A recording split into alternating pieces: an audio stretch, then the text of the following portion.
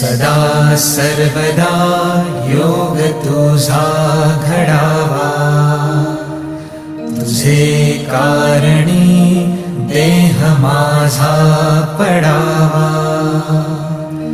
उपेशू नको गुणवंता अनंता, रघुनायका मागणे हेची आता. जय जय रघुवीर समर्थ. मोरया मोरया मी बाळताने, तुझीच सेवा करू काय जाणे.